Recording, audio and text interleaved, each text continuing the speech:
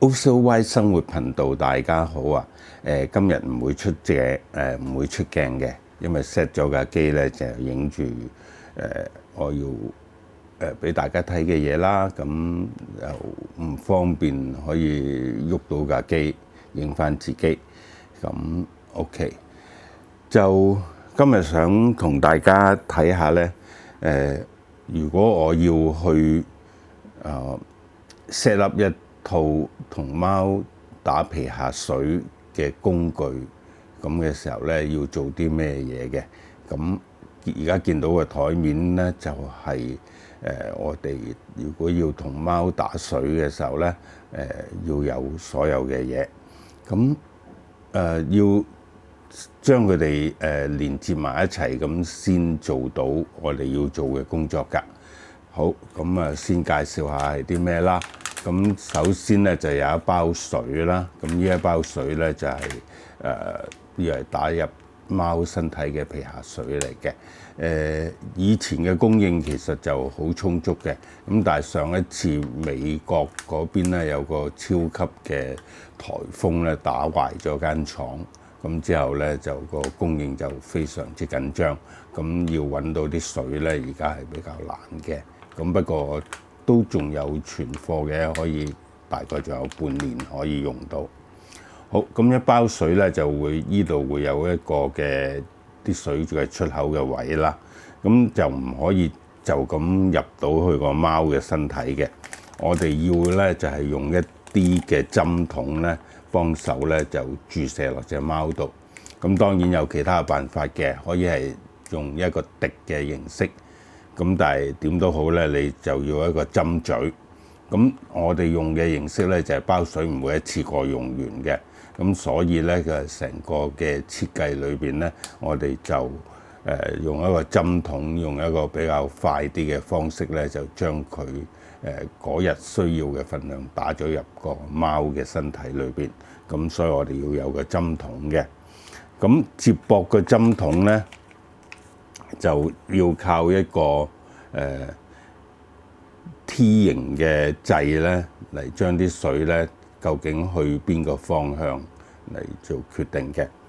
咁跟住啲水出嚟咧，就要靠一個infusion set 咧，就將啲水咧就攞出嚟。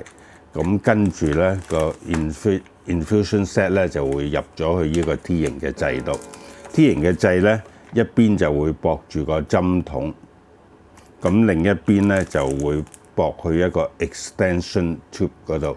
咁呢個 extension tube 咧就會連接個針頭，大概就要做啲咁嘅嘢。好，咁第一件事咧就係將包水咧攞出嚟啦。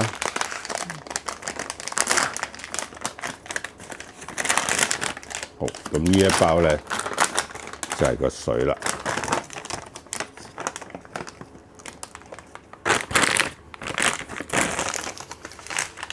然之後咧就會有個 infusion set 咧，就由呢個水嘅出口嗰度咧接駁啲水出嚟嘅。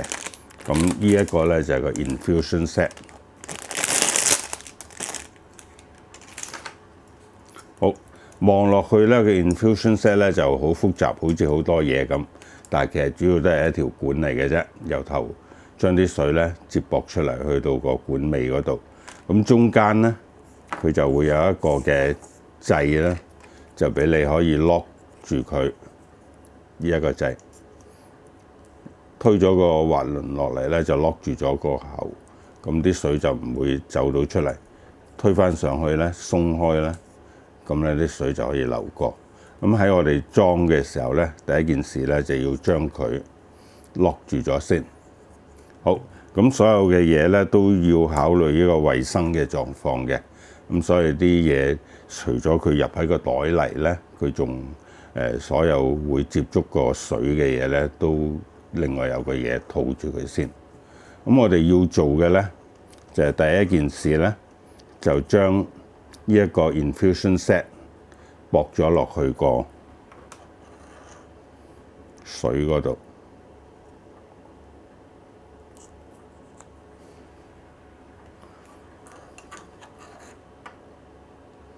好啦，咁呢個咧就好小心咁將佢擺入去啦。因為一包水咧都用幾日嘅，咁所以啲位咧盡量接駁得穩陣啦。咁記住呢個位係 lock 住咗嗱，lock 住咗之後咧，成包水咧就要吊起佢嚟用嘅。咁我而家咧就唔會影到吊起包水嘅位置，不過咧吊起咗之後咧，我哋就可以做嘢啦。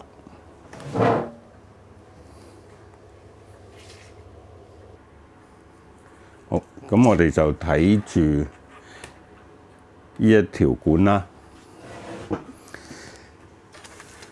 呢個就由個水嗰度通落嚟嘅 infusion set 嘅出口位啦。咁跟住咧就攞個 T 掣嚟用啦。咁個 T 掣咧，我哋揾翻個開口搣開佢先啦。好似剛才講咁啦，所有呢啲嘢都要考慮個衞生狀況嘅，所以佢哋嚟嘅時候咧都係密封咗嘅。好，咁呢一個就係個 T 掣。咁個 T 掣會做啲咩嘅咧？就你見到有3個有箭嘴位指住嘅，咁就係咧。如果擰去呢個位咧，就3個位都接通晒嘅。冇嗰個咧，如果擰咗咁樣向上邊啦，冇箭嘴嗰個，咁就代表咧 lock 住咗、封住咗上邊嗰個位。咁啲水咧，如果嚟嘅時候就可以依邊入，嗰邊出。咁呢個就係個T 掣。OK，咁呢個 T 掣咧，我自己咧第一般嘅做法咧就係應該可能個個都係咁做嘅啦。向上嗰個位咧就係放支針嘅。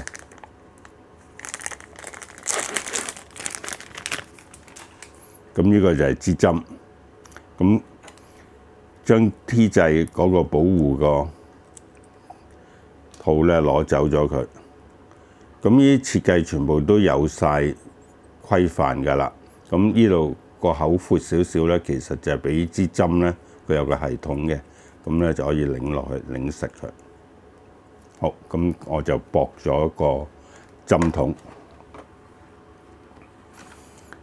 咁然之後咧，我就將呢個 infusion set 駁入去。咁依邊咧，如果你睇到咧，同另外依邊咧就有啲唔同嘅。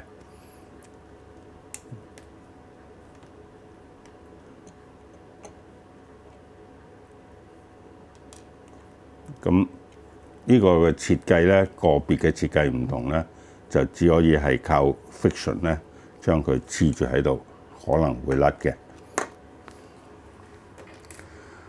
好，咁最後咧，我哋就需要咧有一個接駁咧，將呢度接駁去個針嗰度。咁我就靠呢個 extension tube 去做呢樣嘢啦。咁我又攞佢出嚟。咁同樣咧，佢都係一條嘅軟管啦，有兩邊嘅接駁嘅位，兩邊都係唔同嘅。咁有一邊咧就係駁入去個 T 掣嗰度嘅。咁同樣呢個都冇得 lock 住佢，都係插落去靠 friction fix 咗佢。好，去到呢個階段咧，我就將所有嘅嘢駁埋一齊。咁但係咧未做完㗎喎，因為而家喺個管裏邊咧，全部都係一啲嘅空氣嚟嘅。我哋要將佢放啲水入嚟咧，去儲滿佢。咁為咗要放啲水入嚟儲滿佢咧，當然我哋就靠呢個 T 掣嚟控制啦。咁我會做嘅方法咧，就係先將針筒裏邊嘅氣逼晒出嚟。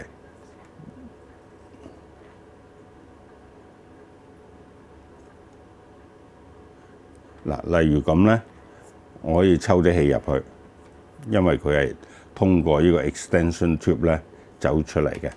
咁我亦都可以將佢啲氣拱晒出嚟。咁之後咧，我就 lock 住咗個針筒個位，淨係俾咧由水 infusion set 啲水入嚟呢度，可以去到呢個 extension tube 嗰度。咁呢個向下冇嘢嘅，因為呢度冇接駁任何嘢。咁所以咧，而家就係啲水可以直通落嚟喺度出翻去。咁我第一步要做嘅咧，就係將啲水咧充滿晒喺條喉管。咁但係而家啲水點解唔走落嚟咧？因為剛才嗰個有個 lock 個掣 lock 住咗條喉管，啲水係落唔到嚟嘅。好，咁我揾一樣嘢咧，因為呢度有機會有水滴出嚟，會整濕我張工作台嘅。咁所以我揾嘢咧裝住佢。咁啲水咁珍貴啦，當然唔希望要裝好多落去嘅，咁我就用呢個得啦。都可以唔使攞走呢個保護嘅蓋嘅，綠色呢個，因為咧其實佢真係唔係 air type 嘅。咁啊成個擺入去，跟住咧呢個位睇唔到啦，我就係開個掣咧，俾啲水流落嚟。咁但係記住咧，呢個唔好去得太快。如果啲水流得落嚟太快咧，佢裏邊啲空氣咧就冇機會走得切咧，就會積累咗喺個管嗰度，咁你就有排搞噶啦。咁我而家好慢，因為大家睇唔到個水嘅流動緊係點。咁大概咧，你去到我手指指住呢個位咧，慢慢就會見到有啲氣泡咧，有啲水咧走出嚟啦。而家到啦。咁呢啲氣泡咧都要拱走晒佢。咁如果啲水滴落嚟滴得慢嘅話咧，咁呢個氣泡咧就可以好暢順咁一直走出去啦。如果滴得太快咧，咁呢個過程裏邊咧就喺個喉管裏邊仲會積累好多嘅氣泡嘅。咁變咗咧就嘥好多水，你先至可以整走佢。咁所以呢一步咧記住係要慢。咁而家咧慢慢啲氣泡上到嚟呢一度，咁就走出去我哋個 container 嗰度。咁我俾佢留多一陣，睇下仲有冇啲氣泡要走，冇啦。咁我就可以 lock 翻住佢，lock 翻住佢咧。咁而家咧成條剛才嘅喉管咧係空氣，就用咗水代替咗。咁喺呢度，咁咧呢個就係成條喉管裏邊就係水嚟嘅。咁去到呢個階段咧，我哋要做嘅準備工作咧就做晒㗎啦。咁即係話成套嘢 set up 咗咧，就係個水咧可以利用地心吸力嘅重力咧流出嚟啦。咁然之後咧接駁好個 T 掣啦，就將三樣嘢駁好一齊。咁開始準備嘅時候咧，就係個針筒咧係 lock 住咗佢，唔會有空氣，亦都唔會有水走入去。咁個針筒裏邊咧就係真空嘅，冇任何嘢嘅。然之後咧，成條喉管咧就充滿晒水，唔可以有空氣喺度。如果有空氣咧，啲空氣就會走咗入去個貓嘅身體裏邊。咁當然皮下水咧，呢個影響唔係好大。如果你嗰啲係要打入血管嘅嘢咧，咁呢個就影響好大嘅啦。有咗空氣入去咧，血管有空氣喺中間，有 air bubbles 啦，咁就導致到佢可能咧會有好大嘅問題嘅。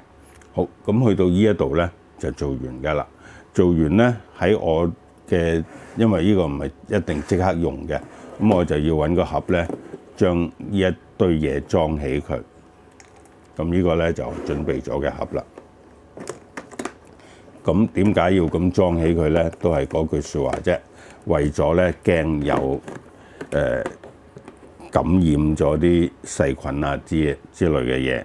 咁我哋唔想佢唔衞生啦。咁所以咧，我哋儲存嘅時候咧，我哋都係冚住佢嘅。咁另外我呢個盒咧就有啲針頭啊，有啲酒精紙啊，同埋有我打水要用嘅一個自己做嘅工具，咁我都會放埋一齊。好，咁呢條片就去到呢度啦。準備成個過程咧，我錄影咗就10幾分鐘啦，但係實際咧做得快嘅話咧，應該係喺10分鐘以下就已經可以準備好㗎啦。好，咁呢條片就到呢度為完啦。咁下條片我哋再見啦。